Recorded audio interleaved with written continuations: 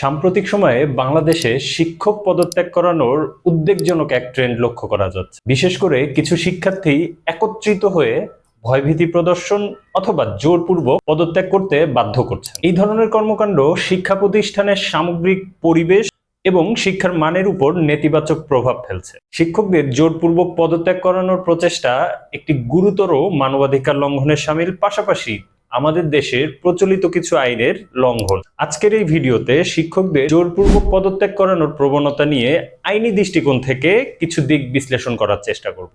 শুরুতেই আলোচনা করতে চাই বাংলাদেশ দণ্ডবিধি 1860-এর কিছু ধারা নিয়ে। প্রথমেই আমরা যদি দণ্ডবিধির 503 ধারা লক্ষ্য করি তাহলে দেখতে পারবো সেখানে স্পষ্ট করে বলা আছে, যদি কাউকে ভয়ভীতি প্রদর্শন অথবা সম্মানহানির চেষ্টা করা হয় তাহলে সেটি আইনত দণ্ডনীয় অপরাধ। এক্ষেত্রে যদি কোনো শিক্ষার্থী বা একটা শিক্ষার্থীর দল যদি কোনো শিক্ষককে জোরপূর্বক তাকে পদত্যাগ করতে বাধ্য করেন অথবা তার যদি সম্মানহানির চেষ্টা করে, সেক্ষেত্রে তারা দণ্ডবিধির 503 ধারা মোতাবেক দণ্ডনীয় হবেন।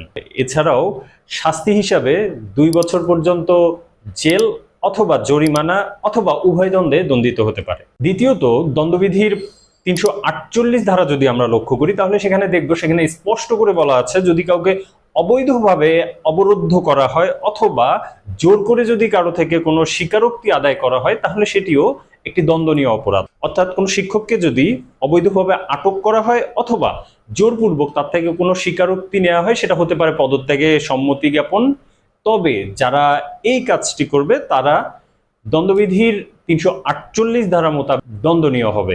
শাস্তি হিসেবে তারা 3 বছর পর্যন্ত কারাদণ্ড অথবা অর্থদণ্ডেও দণ্ডিত হতে পারে। এছাড়াও একজন শিক্ষককে যদি জোরপূর্বক পদত্যাগ করতে বাধ্য করা হয় তবে এটিও একটি গুরুতর মানবাধিকার লঙ্ঘন হিসাবে বিবেচিত হবে।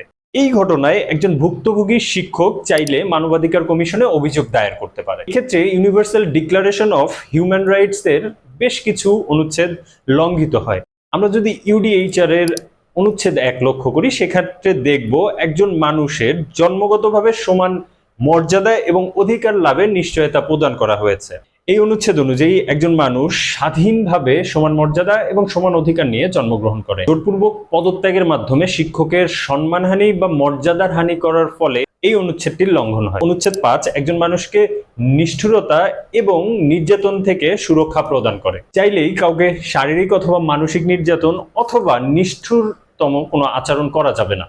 শিক্ষকদের জোরপূর্বক পদত্যাগ করানো এই অনুচ্ছেদটিরও লঙ্ঘন। এছাড়াও আমরা যদি international covenant of economic, social and cultural rights এর আর্টিকেল 6 লক্ষ্য করি, সেখানে কাজ করে জীবিকা নির্বাহ করা এবং স্বাধীনভাবে কাজ পছন্দ করার অধিকারের নিশ্চয়তা দেয়া হয়। শিক্ষকদের জোরপূর্বক পদত্যাগ করানোটাও এই অনুচ্ছেদটির লঙ্ঘন। একজন শিক্ষককে জোরপূর্বক পদত্যাগ করানোটি বাংলাদেশে প্রচলিত বেশ কিছু আইনের লঙ্ঘন। জোরপূর্বক পদত্যাগের ফলে আর্থিক এবং পেশাগত ক্ষতির সম্মুখীন হয়। সেই ক্ষেত্রে ভুক্তভোগী শিক্ষক চাইলে সিভিল কোর্টে ক্ষতিপূরণের মামলা দায়ের করতে পারে। যদি আদালত প্রমাণ পায় যে শিক্ষককে জোরপূর্বক পদত্যাগ করতে বাধ্য করা হয়েছে এবং এর ফলে তার শারীরিক, মানসিক এবং পেশাগত ক্ষতির সম্মুখীন হয়েছে, আদালত চাইলে অভিযুক্ত ব্যক্তির বিরুদ্ধে ক্ষতিপূরণের আদেশ দিতে পারেন। আদালত যদি মনে করে এই পদত্যাগটি জোরপূর্বক করা হয়েছে তাহলে তিনি এই আদেশটি অবৈধ ঘোষণা করে উক্ত শিক্ষককে পুনর্বহাল করতে পারেন। সর্বোপরি শিক্ষকদের